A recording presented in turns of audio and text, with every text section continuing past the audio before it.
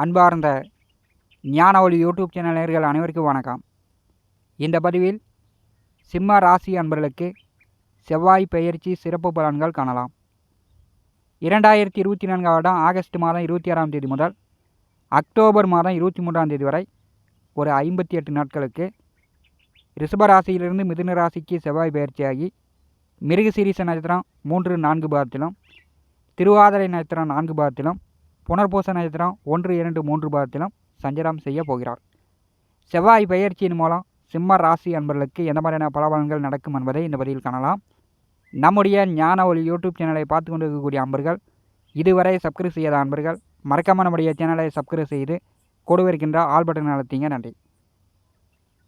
சிம்ம ராசி அன்பர்கள், அடுத்த 58 நாட்கள் நீங்கள் வேட்டைக்கு தயாராகுங்கள்.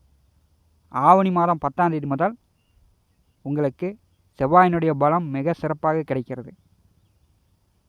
சிம்ம ராசிக்கு சுக பாக்கியாதிபதியாக செவ்வாய் பகவான் வருகிறார். தாத்தா செய்த புண்ணியம், அப்பா செய்த புண்ணியத்தால் சிம்ம ராசியில் பிறப்பு அமைகிறது. நல்ல வீடு, விவசாய நிலம், ஆடு மாடு வளர்ப்பு, தாய் தந்தை இருவரும் சம்பாத்தியக்காரர்களாக சிம்ம ராசி அன்பர்களுக்கு வருவார்கள். சிம்ம ராசி அன்பர்கள் கேட்டது கிடைக்கும். அடம் பிடிச்சாவது, பிடிவாதம் பிடிச்சாவது தான் எண்ணம் ஆசைகளை நிறைவேற்றி கொள்வீர்கள். சிம்ம ராசிக்கு 6ஆம் வீட்டில் செவ்வாய் உச்சம். சிம்ம ராசிக்கு 12வது வீட்டில் செவ்வாய் நேசம் அடைகிறார். நிலம், சொத்து, வீடு பேரில் சிம்ம ராசியில் பிறந்தவர்கள் கடன் வாங்கினால் அந்த கடனை திருப்பி கொடுப்பது அவ்வளவு சாதாரண எளிதானப்பட்ட காரியம் அல்ல. வீடு, நிலம், சொத்து வழியில் நீங்கள் கடன் வாங்கினீங்கன்னா அந்த கடனை அடைக்கிங்காட்டியும் போதுமான ஆயிரும். வீடு, நிலம் சுற்றி இருப்பவரிடம் பகை, போட்டி, விரோதம் சிம்மராசி என்பளுக்கு இருந்து கொண்டே இருக்கும். அதே மாதிரி வீடு கட்டுவதற்கு சிம்மராசிக்காரர்கள் கடன் வாங்கக்கூடாது. அப்படி வீடு கட்டுவதற்கு கடன் வாங்கினீங்கன்னா அந்த கடனையும் உங்களால் அவ்வளோ சீக்கிரம் கட்ட முடியாது. அது ஏன் அப்படின்னா, சுக பாக்கியாதிபதி செவ்வாய் 6வது வீட்டில் உச்சமும் 12வது வீட்டில் நேசமும் அடையக்கூடிய காரணம். கொல்லம்பற்ற, உணவு விடுதி, ஹோட்டல் நடத்தக்கூடியவர்கள், ரியல் எஸ்டேட்டு, செங்கல் சூளை, மண், நிலம், பூமி, விவசாயம், அரசு, அரசியல் தொழில் சிம்மராசி என்பளுக்கு மிகச்சிறப்பான உயர்ந்த அந்தஸ்து, உயர்ந்த பொறுப்புகளை கொடுக்கக்கூடிய கிரகம் செவ்வாய். செவ்வாய் பகவானுடைய காரகத்துவங்கள் பார்க்கும்போது 9 நவகிரகங்களில் செவ்வாய் பகவான் காலபுருஷனுக்கு 1-8ஆம் வீட்டிற்கு அதிபதியாக வருகிறார். செவ்வாய் என்றாலே போராளி, வேட்டைக்காரன், பூமி, நிலம், சகோதரக்காரகன், இரத்தக்காரகன், பெண்களுக்கு கலத்தரக்காரகன், தைரியக்காரகன், 2ல் 1 நீயா நானு மோதி பார்க்கக்கூடிய கிரகம் செவ்வாய். வீர தீரத்திற்கு அதிபதியானவர், பற்கள், எலும்பு, இரத்தத்திற்கு அதிபதியானவர். யூனிஃபார்ம் வேலை, காவல்துறை, இராணுவம், மருத்துவம், போக்குவரத்து தொழிலாளர்கள், யூனிஃபார்ம் வேலைக்கு அதிபதியானவர். விவசாயம், பூஞ்செடி, கம்பிவேலி, செம்மண் பூமி, வாக்குவாதம், எதிர்வாதம் செய்து விடாமுயற்சியுடன் வெற்றியா தோல்வியா என்று இரண்டையும் சந்திக்கக்கூடிய ஒரே கிரகம் செவ்வாய்.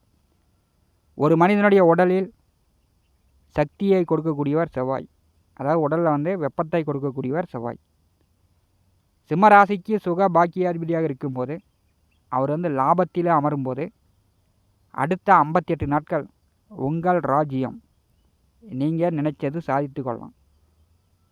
11வது வீட்டிலே செவ்வாய் வரும்போது அவர் பகை வீட்டில் அமர்ந்தாலும் சிம்ம ராசிக்கு பாக்கியத்திற்கு 3ஆம் வீட்டில் அமரும்போது உங்கள் முயற்சிகள் அத்தனையும் வெற்றி பெறும். நீங்கள் சின்ன ஆசைப்பட்டாலும் சரி, பெரிய ஆசைப்பட்டாலும் சரி, பேராசைப்பட்டாலும் சரி, அந்த ஆசைகளெல்லாம் நிறைவேறும். எடுத்த காரியங்கள் அனைத்தும் வெற்றி. அளவற்ற பணம், பொருள் சம்பாதிக்கக்கூடிய வாய்ப்புண்டு. சமூகத்தில் பெயர், மதிப்பு, மரியாதை, அந்தஸ்து உயரும். வீடு கட்டலாம், புதிய வீட்டு மனை வாங்கலாம், விவசாய நிலம் வாங்கலாம். அதற்குண்டான வாய்ப்புலாம் உண்டு. கொல்லம்பற்றை வைத்து கொண்டிருப்பவர்கள், ஹோட்டல் நடத்தி கொண்டிருப்பவர்கள், ரியல் எஸ்டேட் துறையில் இருக்கக்கூடியவர்கள், செங்கல் சோலை நடத்தி கொண்டிருப்பவர்கள், விவசாயம் செய்து கொண்டிருப்பவர்களுக்கு மிக மிக சிறப்பு. மண் நிலம் பூமி சார்ந்த தொழில் வேலை செய்யக்கூடிய சிம்மராசி என்பவர்களுக்கு அடுத்த 58 நாட்கள் மிக மிக சிறப்பாக இருக்கும். ஆடு மாடு கோழி வளர்ச்சி நன்றாக இருக்கும். 11வது வீட்டிலே செவ்வாய் அமர்ந்து மிக அற்புதமான பலனை கொடுக்கிறார். 4ஆம் வீட்டிற்கு 8வது வீட்டிலே செவ்வாய் அமர்ந்திருக்கும் போது செவ்வாயினுடைய 4ஆம் பார்வை சிம்மராசிக்கு 2வது வீட்டின் மேல் விழுகிறது. 2வது வீட்டிலே கேது அமர்ந்திருக்கிறார். குரு செவ்வாய் 2 கிரகம் 2ஆம் வீட்டை பார்வை செய்யும்போது சிம்ம ராசி அன்பர்கள் பெரும்பாலும் வயது பெரியவர்களிடம் வாடா போடா அப்படின்னு மட்டு மரியாதை இல்லாமல் பேசக்கூடாது. உங்கள் தாயார் வழி உறவுகளிடம் பகை செய்யக்கூடாது. தாய் மாமன்களிடம் எதிர்வாதம் போட்டி போடக்கூடாது. 2வது வீட்டை செவ்வாய் பார்வை செய்யும்போது சிம்ம ராசி அன்பர்களுக்கு வாக்கு பேச்சால் கவனம். செவ்வாய் பகவானுடைய நேர் 7ஆம் பார்வை 5வது வீட்டிற்கு விழுகிறது. பூர்வ புண்ணியஸ்தானத்திற்கு செவ்வாய் பார்வை விழும்போது திருமணம் செய்து ஓரிரு வருட காலம் புத்திர பாக்கியம் இல்லாதவர்களுக்கு புத்திர பாக்கியம் உண்டு. பூரிய சொத்துக்கள் வழியில் வழக்கு வில்லங்கம் கோர்ட்டு கேஸு சட்ட சிக்கல் உள்ளவர்களுக்கு அதெல்லாம் நிவர்த்தியாகும். பூரிய சொத்து பத்திரங்களை பேங்கில் அடமானம் வைத்து கடன் பெற்றவர்கள் அந்த கடனை அடைச்சிட்டு பத்திரங்களை மீண்டு வாங்கிட்டுருவாங்க. சொத்து வழியில் வீடு கட்டுவதற்கோ நிலபல சொத்துக்கள் வாங்குவதற்கோ கடன் வாங்கியிருப்பவர்கள் அந்த கடனை கட்டக்கூடிய வாய்ப்புகள் அடுத்த 58 நாட்கள் வருகிறது. பூரிய சொத்துக்கள் ஒரு பல வருடமாக பூரிய சொத்துக்களை பாகப்பிரிவினை செய்ய முடியாமல் இழுத்தடிப்பு போராட்டமாக இருக்கக்கூடியவர்கள் இந்த 58 நாட்களை பயன்படுத்தி கொள்ளலாம். பங்காளிகள் உடன் பிறந்தவர்கள் ஒற்றுமையாக வருவாங்க. பூரிய சொத்துக்கள் பாகப்பிரிவினை செய்து கொள்ளலாம். செவ்வாய் பகவானுடைய 8ஆம் பார்வை 6வது வீட்டின் மேல் விழுகிறது. பகை நோய் எதிரி கடன் பெரும்பாலும் விலகும். வேலையில் இருக்கக்கூடியவர்கள் அரசு துறையாக இருந்தாலும் சரி தனியார் துறையாக இருந்தாலும் சரி வேலையில் இருக்கக்கூடியவர்களுக்கு பதவி உயர்வு கூடுதல் சம்பளம் ப்ரமோஷன் எதிர்பார்க்கலாம்.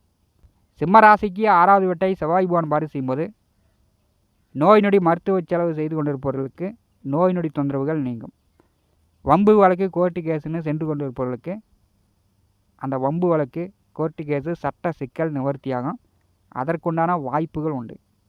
11வது வீட்டிலே செவ்வாய் அமர்ந்திருக்கும் போது அடுத்த 58 நாட்கள் சிம்ம ராசி அன்பர்கள் சின்ன ஆசைப்பட்டாலும் சரி பேராசைப்பட்டாலும் சரி பெரிய ஆசைப்பட்டாலும் சரி செவ்வாய் அதையெல்லாம் உங்களுக்கு நிவர்த்தி செய்து கொடுப்பார். நீங்கள் நினச்சதெல்லாம் நடக்க போகிறது. அடுத்த 58 நாட்கள் சிம்மராசினுடைய ராஜ்யமாக இருக்கும். எதெல்லாம் கொடுக்கணும் எதெல்லாம் அடைக்கணும் எந்த காரியங்கள்லாம் நீங்கள் முடிக்கணும் அப்படின்னு முயற்சி செய்து கொண்டிருக்கிறீர்களோ அந்த முயற்சியெல்லாம் அடுத்த 58 நாட்கள் சிம்மராசி என்பளுக்கு நிவர்த்தியாகும். நீங்கள் வெற்றி பெற்று மீண்டு வந்துடலாம். உபஜெயஸ்தானத்திலே செவ்வாய் அமரும்போது மூத்த அண்ணன் அக்கா உடன் பிறந்தவர்களிடம் எதிர்வாதம் போட்டி போடாமல் சண்டை சச்சரவு இல்லாமல் பார்த்துக்கொள்ள வேண்டும். 11வது வீட்டிலே செவ்வாய் வரும்போது அண்ணன் அக்காவிடம் கொஞ்சம் பகை விரோதம் கருத்து வேறுபாடு வருவதற்கான வாய்ப்புண்டு. இதை சிம்மராசி என்பர்கள் புரிந்து கொள்ளுங்கள். சிம்மராசிக்கு 2வது வீட்டிலே கேது அமர்ந்திருக்கும் போது பண விஷயங்களில் மிகுந்த கவனம் தேவை. இப்போ கொடுத்த பணத்தை திரும்ப வாங்கிங்க. யாருக்கும் கடனாவோ கைமாத்தாவோ பணம் கொடுக்காமல் இருப்பது நல்லது. சிம்மராசிக்கு 7வது வீட்டிலே சனி பகவான் அமர்ந்திருக்கிறார். கண்டகச்சனியாக சிம்மராசியை பார்வை செய்து கொண்டிருக்கிறார். குடும்பத்தில் அப்போது கலகங்கள் பிறந்து கொண்டே இருக்கும். கணவன் மனைவிக்குள் ஒருவருக்கொருவர் புரிந்து அறிந்து நடந்து கொண்டால் சனி பகவானால் பெரிய அளவு பாதிப்புகள் இல்லை. நண்பர்கள் உறவினர்கள் சொந்தக்காரர்களிடம் பணம் கொடுக்கல் வாங்கல் பணம் கொடுத்தீங்கன்னா திரும்ப வராது. கொடுக்கல் வாங்கல் இருந்துச்சுன்னா கொஞ்சம் மனஸ்தாபங்கள் ஏற்படக்கூடிய வாய்ப்புண்டு. 7வது வீட்டிலே சனி பகவான் அமர்ந்திருக்கும் போது திருமண வயதில் உள்ளவர்கள் வரன் செட் ஆச்சுன்னா உடனே திருமணம் செய்து கொள்ளலாம். முதல் தாரமாக இருந்தாலும் சரி 2ஆம் தாரமாக இருந்தாலும் சரி திருமணத்திற்கு உண்டான வாய்ப்புகளை சனி பகவான் ஏற்படுத்தி கொடுப்பார். கொஞ்சம் தடைப்பட்டாலும் உங்களுக்கு திருமணம் போன்ற சுபகாரியங்கள் நடக்கும். 11வது வீட்டிலே செவ்வாய் அமர்ந்து உங்களுக்கு தைரியத்தை கொடுக்கிறார். நல்ல லாபங்களை கொடுக்கிறார். வீடு மனை நிலம் சொத்து மூலம் சிம்ம ராசி என்பளுக்கு பாக்கியங்களை கொடுக்க போகிறார். அது தந்தை வழியிலோ தாய் வழியிலோ லாபங்கள் வந்து சேரப்போகிறது. சிம்மராசி என்பர்கள் அடுத்த 58 நாட்கள் பயன்படுத்தி கொள்ளலாம். நல்ல வெற்றி வாய்ப்புகள் உண்டு. இந்த காணொலியை பற்றி உங்களுடைய மன கருத்துக்களை நம்முடைய கமெண்ட் பாக்ஸில் பதிவு செய்யுங்கள். நம்முடைய ஞான ஒளி யூடியூப் சேனலை பார்த்து கொண்டிருக்கக்கூடிய அன்பர்கள், இதுவரை சப்ஸ்கிரைப் செய்யாத அன்பர்கள் மறக்காமல் நம்முடைய சேனலை சப்ஸ்கிரைப் செய்து கூட இருக்கின்ற ஆல் பட்டன் அழுத்திங்க. தினந்தோறும் நம்முடைய சேனலில் ஜோதிட பலன்கள் பதிவிடப்படும். உடனுக்குடன் நம்முடைய சேனலை பார்த்து பயன்பெறுங்கள். நன்றி, வணக்கம்.